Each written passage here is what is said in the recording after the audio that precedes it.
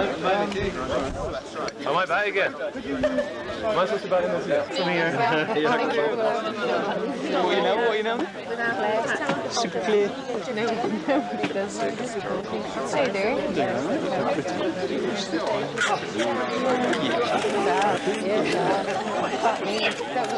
This is what it's like. What have you been up to?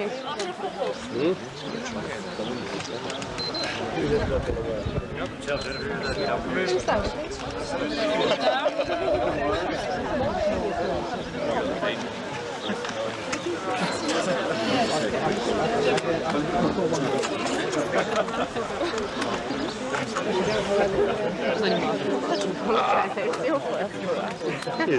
Okie doke then, look this way and smile.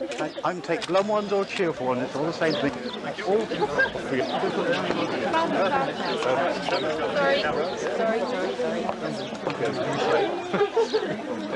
Stay. That didn't work very many of you.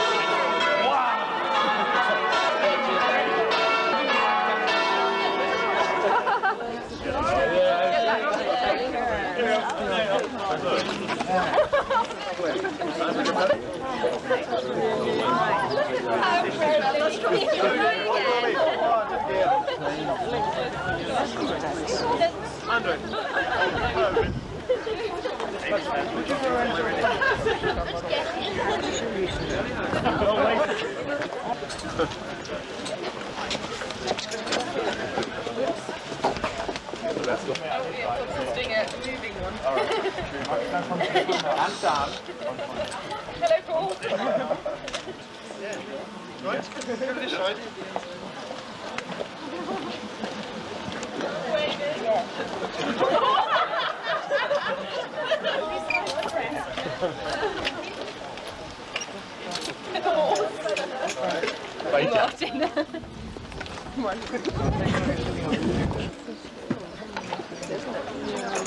Better, I think.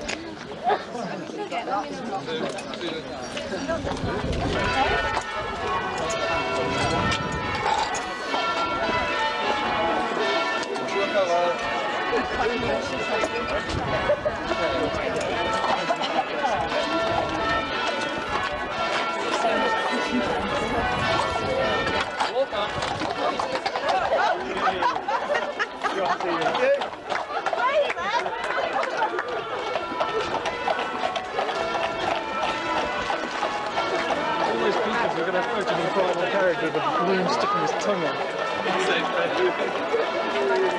Andre!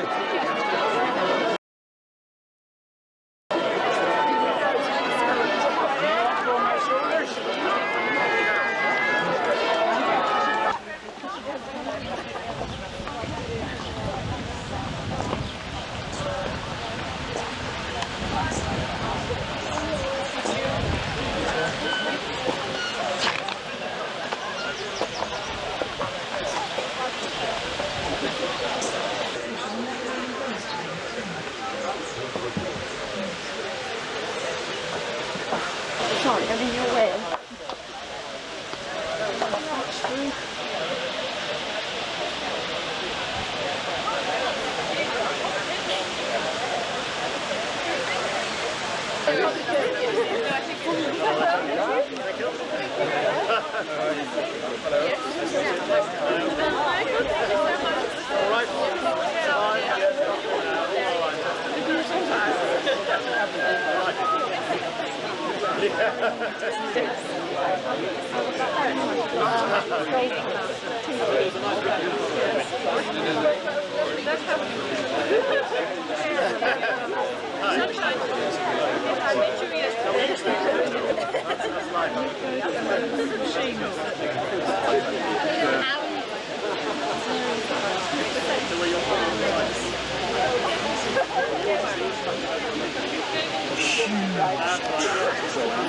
He was not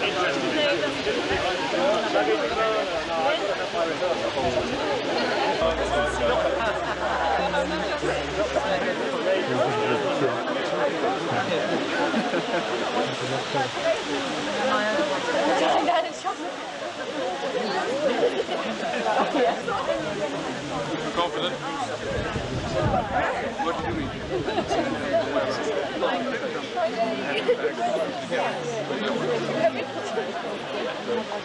He's the one who's going to coming back tomorrow. Oh, we're coming back tomorrow. I didn't know how to check if it's working.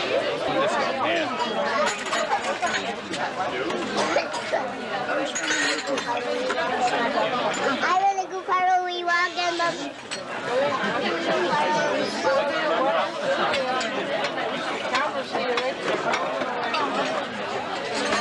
No, public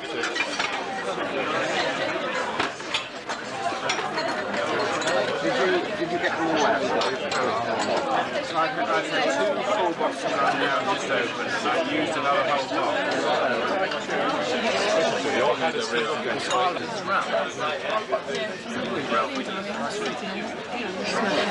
Typical office, everybody has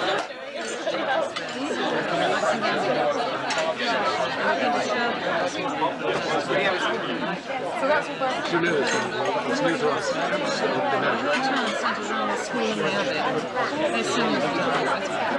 They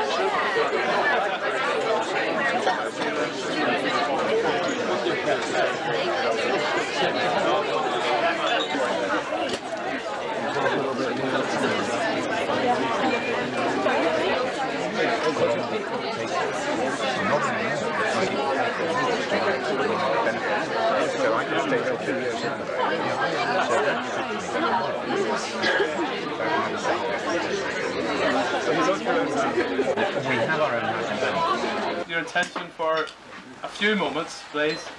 There's some people want to say a few things, and there's certain duties that we need to carry out. I'd like to start by introducing the bride's father, Mr. Curry.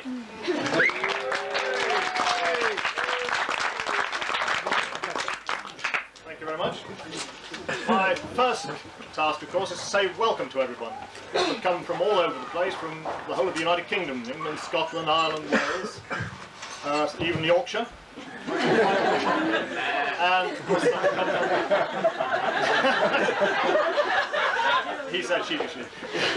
And some, of course, come from Germany. So I say to them, welcome in England.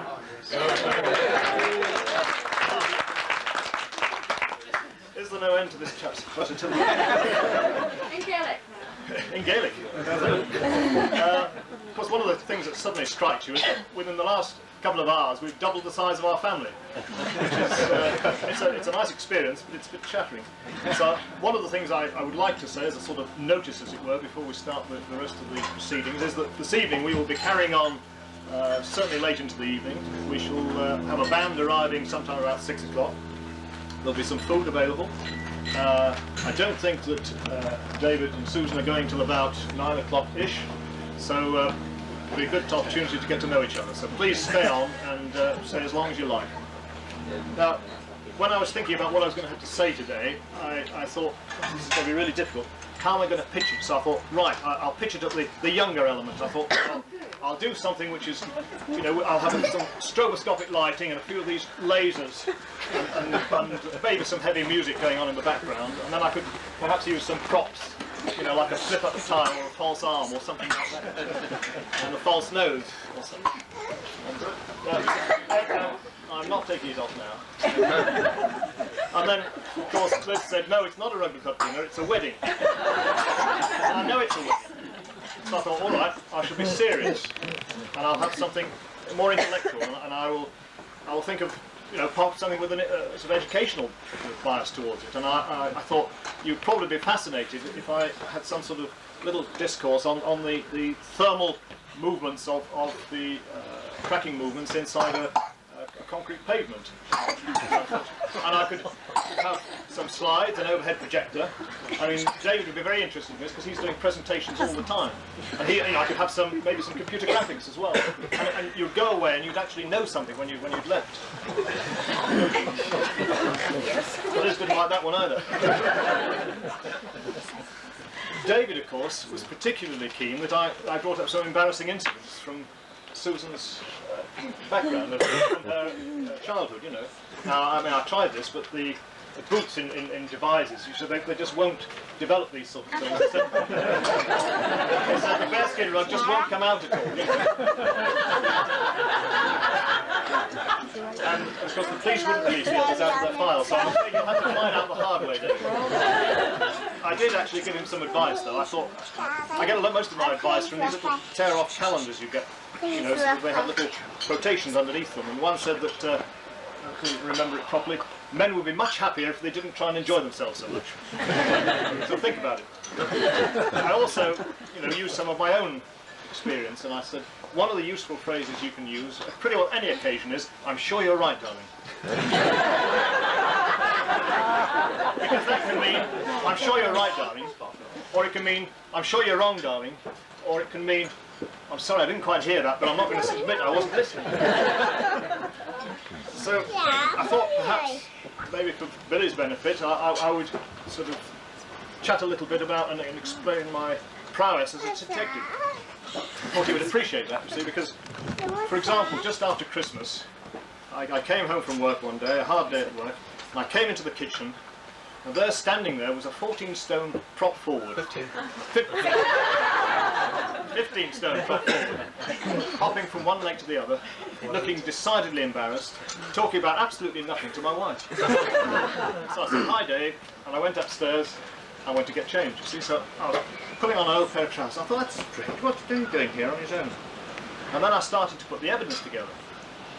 Now, Susan went off to university and she decided she was going to play ladies rugby. And then I discovered David played ladies rugby, not ladies rugby. He might well have played ladies rugby, he hasn't actually explained that to me. They were very helpful in their training session. He was good, he was better than ladies rugby. Well, I'm sure you did. Yes, he is. And then I thought to myself, when she goes on holiday from university, she doesn't come and see us. She goes off to Ireland. And David lives in Ireland. And I thought, whenever she goes on trips, wherever she goes, whether she's going to Birmingham, Bristol, Bombay, she always goes via Germany. But David was working in Germany. And then it eventually hit me. And that's when my trouble started, because I realised I was going to have to give this speech at some time. Now, as you can see, I've had a lot of difficulty in preparing this speech. In fact, a lot of you would think I haven't prepared it at all. That's not very kind. It's unfair to mock the afflicted. But then it occurred to me like a blinding flash of light. Something like the sort of bang you get when a saucepan hits you on the side of the head. When you've said, "I'm sure you're right, darling." I thought, here am I, standing here, thinking about what sort of presentation I'm going to make. How am I going to come across? And then I thought, I'm a selfish old fool. Liz agreed with me on that one, actually. She actually had a few other phrases, but I can't sort of reveal them now.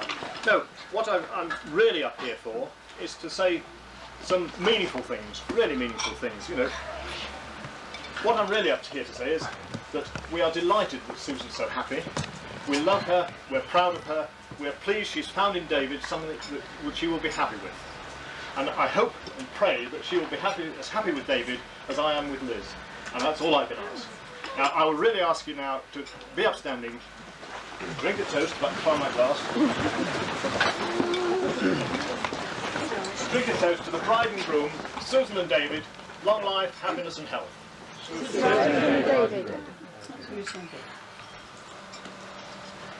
Thank you.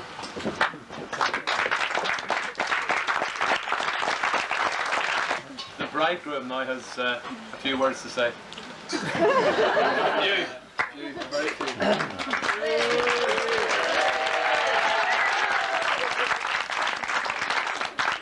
Thank you very much, Owen. As Mr. Curry suggested there, this is really has been quite a year for me. Exactly 1 year ago, I left my job in Germany, where I worked with that bunch over there. I left my job in Germany and came back to Britain, mainly because of Susan, to be honest. I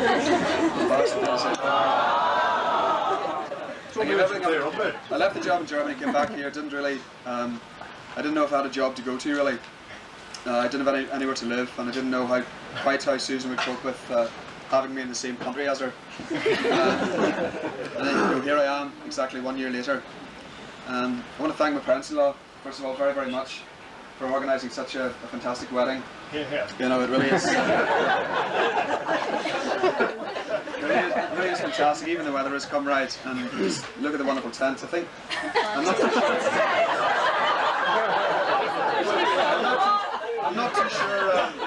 I'm not too sure how much say Mr. Curry had in the decor of the marquee, but I'll have her the style of peach and champagne is a particular favourite of his. Especially Mrs. Curry for organising everything, and also my mother, just for being my mother. Really.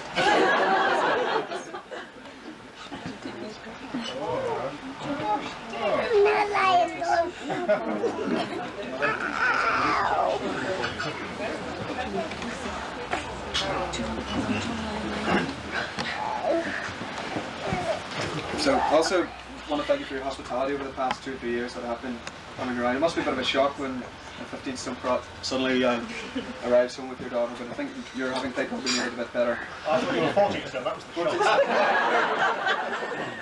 Does the extra stone make a difference? Oh, yeah. Okay, so I actually repaid the Curry's kindness to me over the years by lying to them. that Monday in January when I said, Mrs. Curry, I'm in Swindon on business this afternoon. Can I come in for some tea on the way? Because I wanted to tell them that Susan had accepted my proposal. Well, Susan didn't really accept. She started crying, but I took that as a yes. So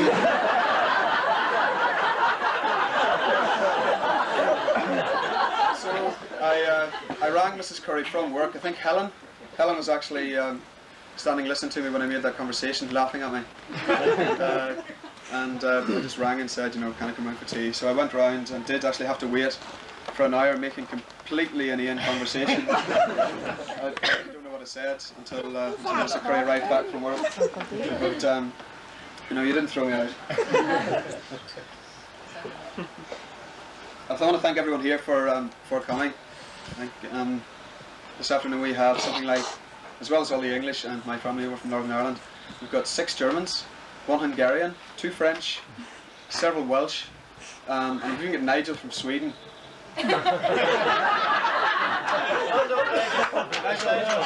Nigel from Sweden. If any of you were watching the 10 o'clock news on BBC last week, they were talking about the football over in Sweden, where England played appallingly, I must say. They were really desperate. But it talked about violence that some idiots got up to, and then it showed that some English football fans are just there to enjoy themselves, and it zoomed into an England fan walking up and down Sweden like this, and this was Nigel. Walking up down Stockholm Main Street, swinging his arms from side to side. Even drinking, Nigel? Cannot be possible. Only a shandy or two, that's not so bad. We've also got an American over today. Very welcome, glad you could make it. Also want to especially thank some of our guests who've made it from further afield. We've got Jan and Steve somewhere. Where are you? Yeah, at the back. Jan and Steve have made it over from Singapore. I'm really glad you can make it. I think Steve has just come over for the weekend. It's a 14-hour flight, just to come over for the weekend. We've got Claire back from Switzerland as well. I think I've seen since university, so it's good to see you all over. I'm very pleased to see so many of my family over from Northern Ireland. It really is quite a long way for you all to come, especially my granny. I haven't seen my granny since my sister's wedding 4 years ago, so it's quite a long time. I also really very happy that Gillian was able to make it over with her second child due in August. And I'm just hoping that the second child will like nasty Uncle David. You give me a kiss, darling, would you? Would you? Maybe not. So also, all my Germans have come over. As I said, there's 6 of them over, and Levy, the Hungarian. I'm very, very pleased that you could all make it, and I hope you understand me. If you stay to me, can I so read it? But thank you all very, very much for all the presents. This is just a fraction of them all. And our tiny wee flat on my spike will not be stuffed with all this stuff. It really is, you know, we really appreciate your generosity. Doesn't say that down here actually.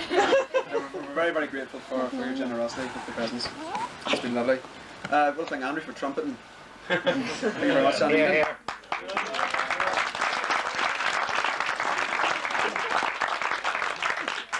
Yeah, didn't really make too many mistakes, that was alright. I also want to thank my best man, Big Ollie, for fulfilling his responsibilities today. So far. Ollie and I have known each other for 14 years now. We came all the way through school. We actually sat beside each other in the first day of school 14 years ago. And also we went to university together and everything. I thought about marrying Ollie, but...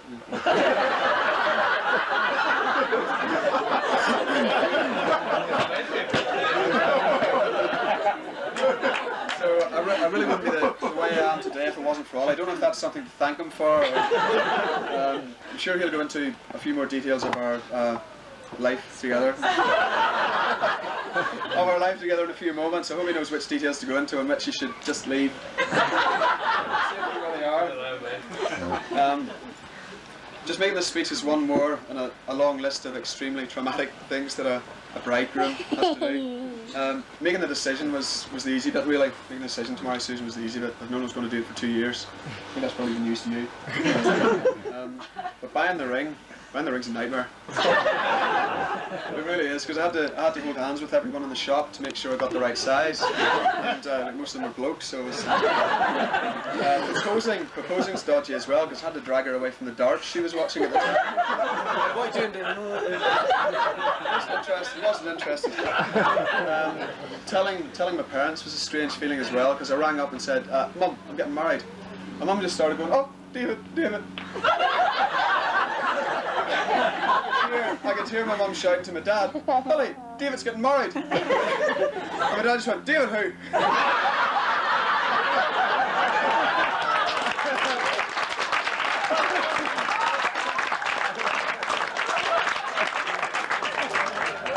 Anyway,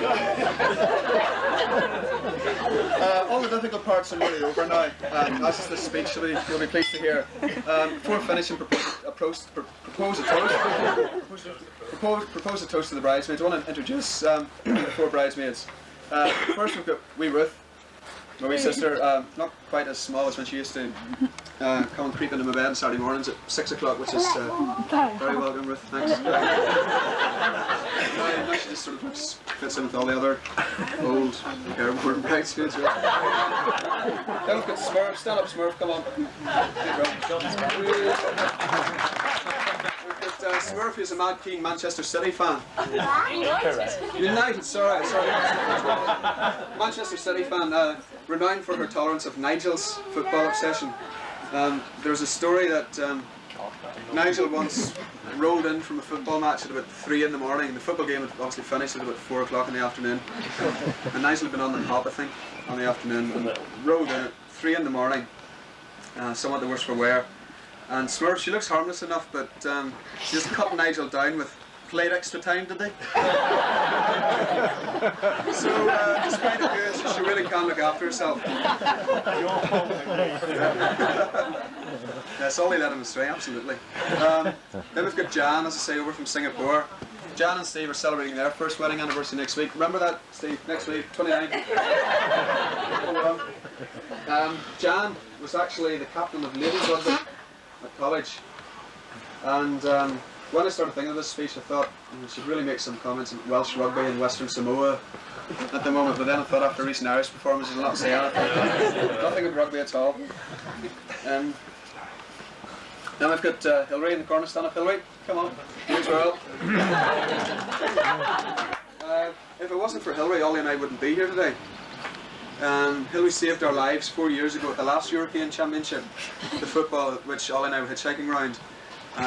We didn't have a penny between us because Ollie forgot his cheque, so we couldn't get any money, and we lived on bread and milkshakes for 3 days because we had about 50p between us, and we were just sort of on the brink of starvation, obviously, and we were wandering down Frankfurt, absolutely starving, and bumped into Hilary and Nigel, and Hilary and Nigel fell and watered us back from the brink of starvation to the 2 fine figures you see before you now. Found a good red light this week as well. It's near the train station, it's a big coincidence. So thanks very much, Hilary. Thanks to all the bridesmaids. So it only remains for me, ladies and gentlemen. My wife will give me a glass of champagne. So before we go to the bridesmaids, ladies and gentlemen, I'd ask you to be upstanding. The bridesmaids. Bridesmaids.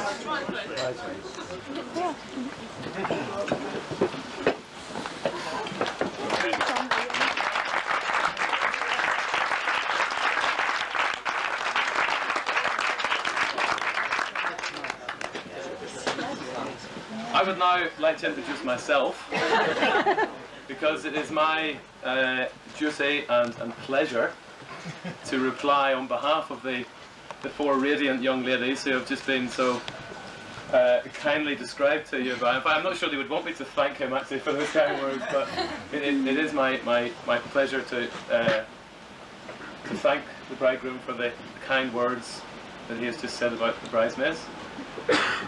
It's also a great pleasure and in fact an honour for me to be David's best man here today. And I don't say that lightly. We have known each other. He stole a little of my thunder there by saying that we've known each other right from our first day at big school.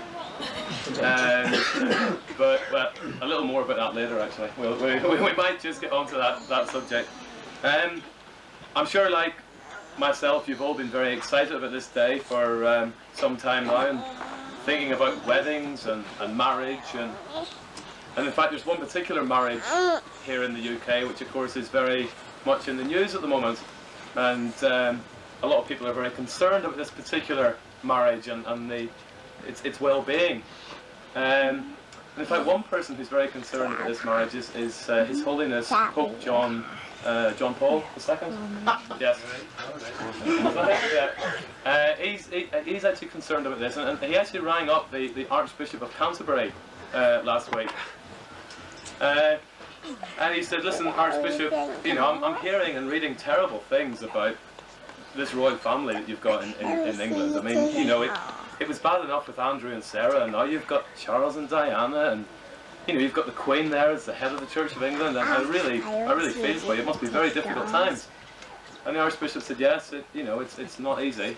And His Holiness the Pope said, well, you know, you were very helpful to me a few weeks ago when I was having problems with the odd wayward Irish bishop, and you know, you offered me some words of comfort and support, and I would like to come over and do the same. So the Archbishop said, that's very kind of you. I'd be most glad to, you know, receive your visit. So the Pope flew over and landed at Heathrow, no doubt, in his private jet, and the Archbishop has arranged for his chauffeur to pick him up at the airport. So the chauffeur picked him up in this brand new Rolls Royce, and the Pope was, I mean, really taken with this Rolls Royce. I mean, he's used to driving around in that little Pope-mobile thing, you know, and he really was very impressed with this Rolls Royce. And anyway, he got into the back and the chauffeur drove off. But the Pope really couldn't control his excitement about this car, and 10 minutes down the road, he tapped the driver on the shoulder and he said, listen, can I have a go at driving this? Because I've never been in a Rolls Royce before. I'd really like a go at driving this car. Well, what do you say? I mean, yeah, the driver said, yeah, of course, fine. And they changed places. So imagine the situation, the Pope driving the Archbishop of Canterbury's Rolls Royce to, where does the Archbishop of Canterbury live? Something Palace. Lambeth, thank you, Lambeth Palace. Probably not around the M25, but anyway, I'll pretend it's around the M25. And he was getting very much into what he was doing and not paying any attention to the speed he's driving at. So the next thing, of course, that happens is our friends, the boys in blue, arrive on the scene, flashing blue light, and pull His Holiness into the side of the road.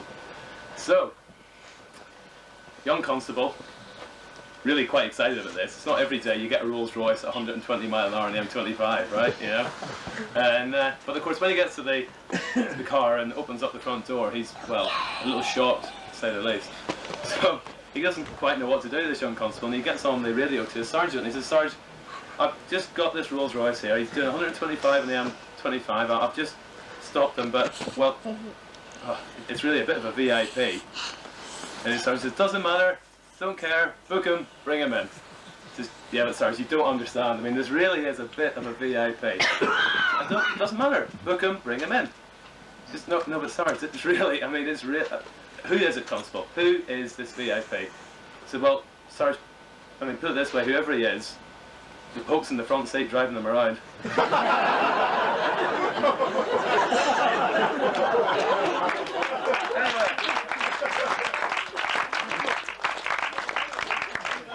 Enough of that, and I hope I haven't offended anyone with that little joke. But as I was saying, it is a great honour for me to be David's best man, because we did meet on the first day at Coleraine Academical Institution, to give it its full name. There's a few other past pupils sitting out there, and you only need to look at us all to see what a wonderful institution that is. But we started our quite dazzling academic careers there that day, and the reason we got to know each other from day one is because my surname is McKee, and David's surname is McKeown. At least if you pronounce it properly, it's McKeown, right? We've had a few McKeowns, I think, and whatever else, but I think Susan can say it properly now, can you? Yes.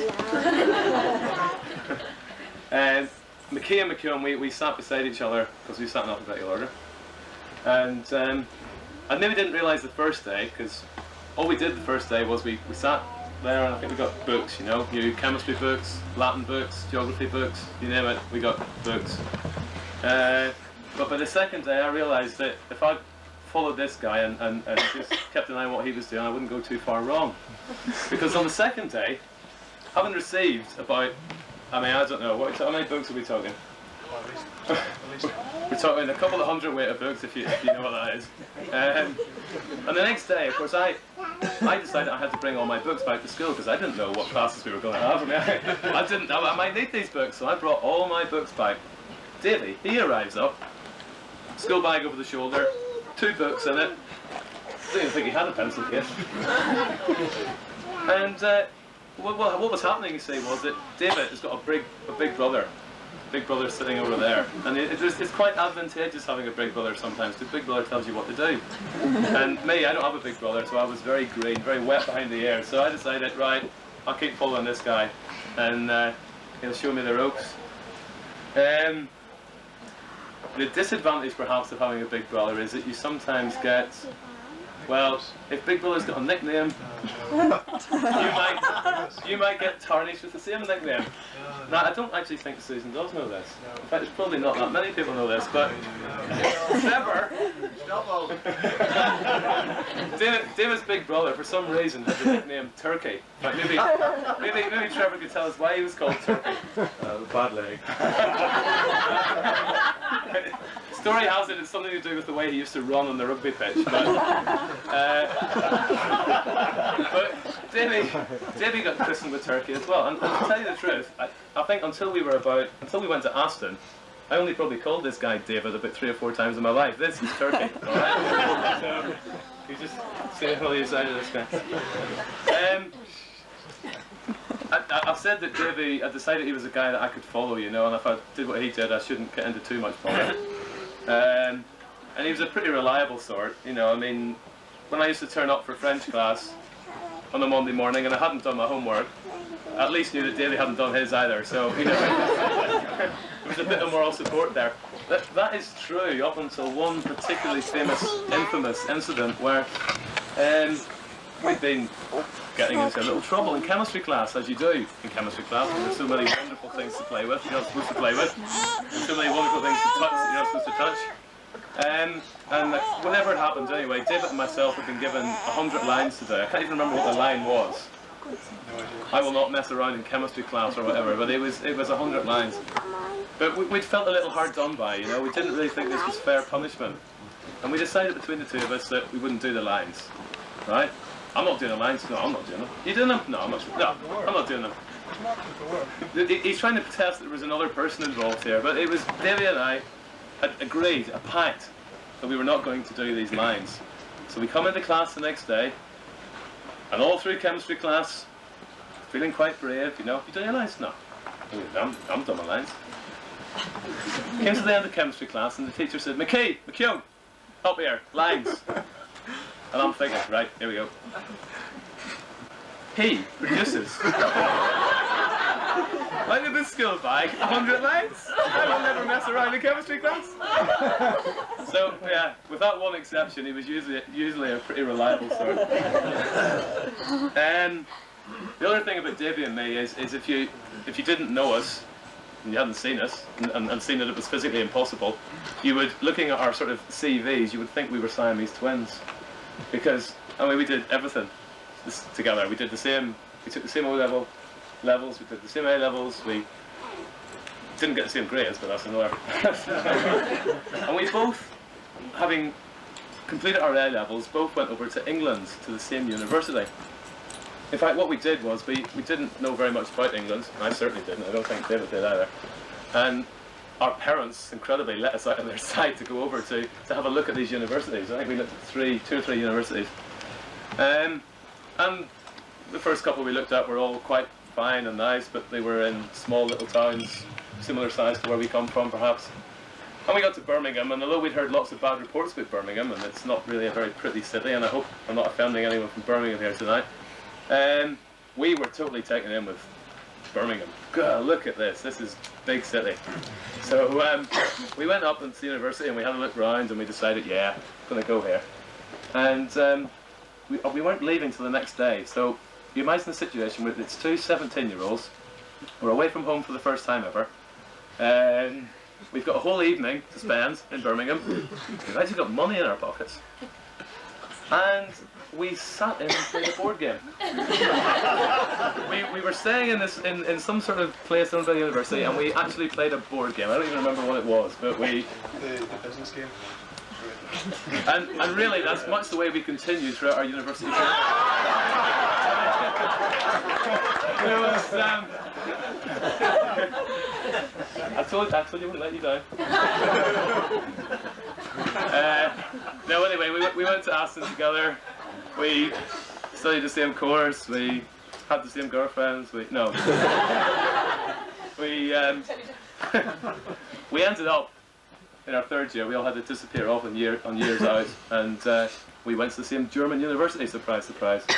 And I must admit, we went to Bayreuth University. In fact, David probably went there for proper reasons because he's quite cultured, our David, you know. And Bayreuth is actually the hometown of what's he called? Richard Wagner.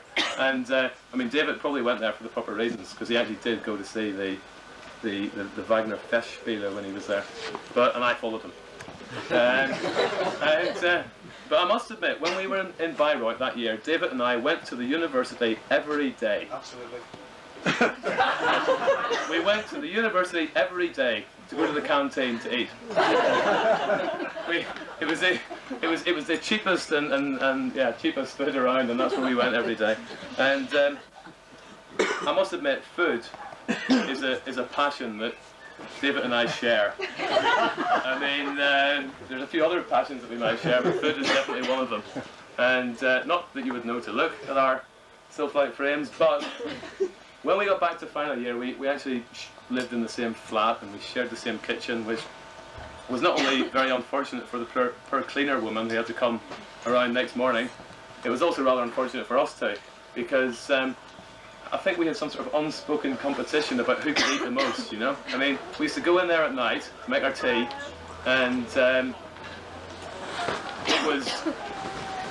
I think what the two of us ate between us would probably have fed half the people in this tent today. I mean, we used to eat so much that what we had to do was, we went back to David's room because he had a television in it, so that was our lounge. And we used to go back and lie down for 3 hours, couldn't move a muscle, holding our stomachs for 3 hours. And eating, I mean, Marks and Spencer's definitely did very well out of this because it says on the packet served 3 to 4, but I mean, it only served one of us. In fact, talking about food brings me on to another nickname. Up until now, he's still called Turkey, okay? Right? He hasn't yet changed from being Turkey. But at Aston, towards the end, he got another nickname. And that other nickname was, well, Davey, believe it or not, was called Gaza. And I hasten to add, not so much his footballing skills, but more his passion for Mars bars and the type of haircut he has at the time and what have you. So, yeah. Anyway, keeping on the subject of food, there's one particular food that Davey always had a real passion for, above all else. It tended to, this passion or this desire to eat this food tended to be even more prevalent on a Wednesday evening, Saturday evening after we had played rugby, and after we had celebrated invariably our win with a couple of glasses of lemonade or whatever. And come late in the evening, David always got a bit hungry. And now, if you know Birmingham, there's not many places you can eat after 12 o'clock at night. There's one place, however, one type of establishment you can always eat at, and that is an Indian restaurant. And we used to end up at Indian restaurants, and of course, for those of you who haven't yet made the link, what you eat in Indian restaurants are curries. So we've now established that David always had this passion for curry, right? And I must admit, I mean, there were some pretty, we used to call them all sorts of names, but there were some guys in the rugby club who who likewise used to have this competition, the same competition that he and I had about who could eat the most. There was a certain competition about who could eat the hottest curry, and Mr. McKeown was always well up there at the forefront, I can tell you. So, not easily like curry, but one of the hottest curries that you can get is called a vindaloo, and Davy definitely had this passion for vindaloo curry. What we didn't know at that time was that he had one particular vindaloo curry on his mind that he was going to get, but we didn't know about that. The first time we started to do this bit of detective work that Mr. Curry has been talking about was after we finished our final examinations, and a crowd of us went to Donegal in the northwest of Ireland, and we had a good old holiday there, and there was quite a few laughs had, and I think that was the first time when we the first buds of romance started to appear with these two. I mean, of course, they were too embarrassed to sort of show it in front of the rest of us, so it was all very low key. Actually, I must admit, it's very unlike David to have met someone 4 years ago and take 4 years to get round to actually doing something about it, because usually when it came to women, he wasn't quite so backward, shall we say, in coming forward. Anyway, moving swiftly on. It's another one of those taboo subjects. These first buds of romance that appeared in Donegal, obviously, and I'm being very poetic now, I hope you appreciate this, they obviously blossomed in Nuremberg, or in Fürth, when Davy was out there. And I mean, it's obviously, whenever we found out that Vindy was going out there every other weekend, we thought, yeah, there's something to this. And thankfully there was, and it's brought us to where we are today.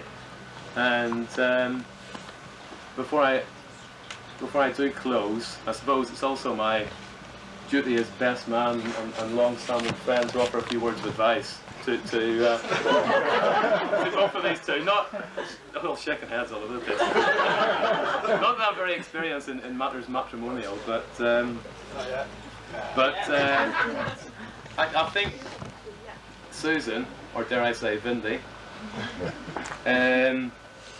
won't have the same problems with David that one particular woman has. One particular woman had such problems with an ex-husband that she decided never to get married again, because she said, I don't need to get married because I've got 3 pets that serve the same purpose. I've got a dog that growls every morning, I've got a parrot that swears all afternoon, and I've got a cat that doesn't come home at night. Well, one piece of advice for David comes from he was an American president, I think, and he once said there's two things you've got to do to have a happy marriage and keep your wife happy.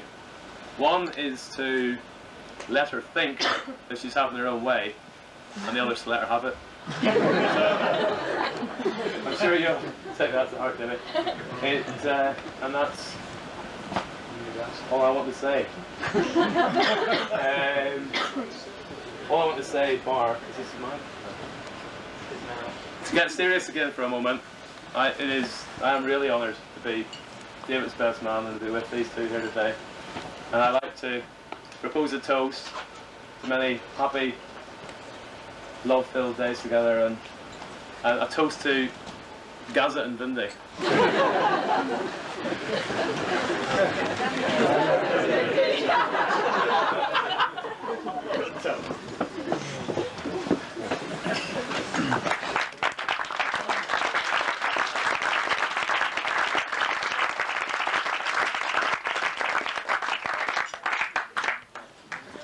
Is it?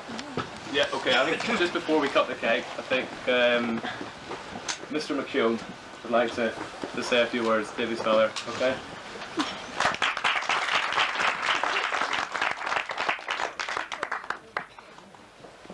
Well, I was very happy there if they weren't going to allow me to say a few words, and I think other people might be relieved too, my wife and the family sitting over here.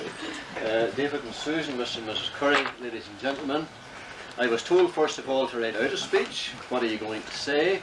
And I said I would do that, and as I prepared to write out my speech, 2 or 3 days ago, I was told, don't say anything at all, so I didn't write out my speech.